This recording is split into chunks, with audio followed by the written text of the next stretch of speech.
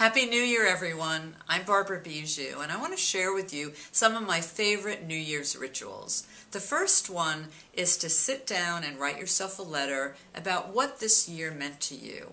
All the challenges, the highlights, the people who were important, and then seal it up, and on the outside write, "Do not open until December 2010, and put it away and don't read it until next year."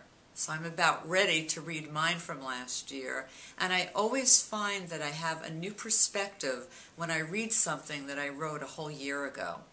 The next thing I like to do is on New Year's Eve, before I go out, or even if I'm staying home, is to take a bath with white roses and sea salt.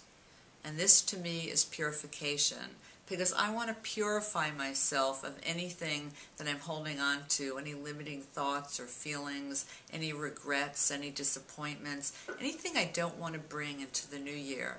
So I symbolically give it to the water, and as the water goes down the drain, I know that I am now purified.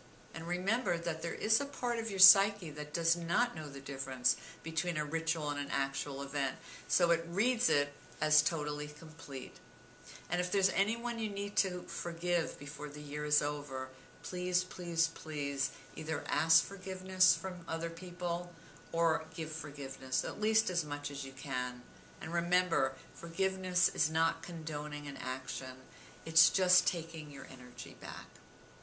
So let me tell you about some other cultures. In Asia, all gifts are paid, all debts are paid before the new year. You get new clothes and you give tangerines representing happiness and health. Romania, the children used to put baskets of seeds together and walk around from house to house throwing seeds into the home, again representing abundance. And one of my favorite ones is in Egypt, where the head of the household would go from door to door in the neighborhood wishing his neighbors Happy New Year. Fact is, that's one that we should all try. Even if you live in an apartment building, go ring somebody's bell and say Happy New Year. It's a way to get to know your neighbors. In Bali, they take the time actually on New Year's Day to be quiet. Can you imagine? A whole country goes silent for a whole day where people go into prayer and meditation. Everything is closed except the airport. And even the airport closes sometime. I think they let the hospitals stay open.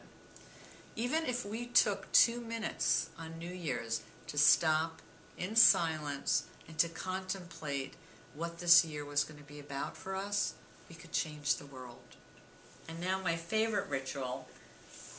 I was taught this a long time ago, and I love this. So before you enter your home on New Year's Day, if you're going out for New Year's Eve, before you walk into your home, take a handful of coins. I like to use coins from all over the world representing abundance from the universe. And what you do is you throw them into your house with wishes for abundance of everything that you want for the new year. Leave it there for 24 hours and then give them away to charity, which again affirms to the universe that you have already received abundance and now you are also giving. So even if you're staying home this year, at 12:01, go outside and throw it back in. My spiritual teacher taught me that the first 12 days of the year are the most auspicious. So January 1st represents all of January,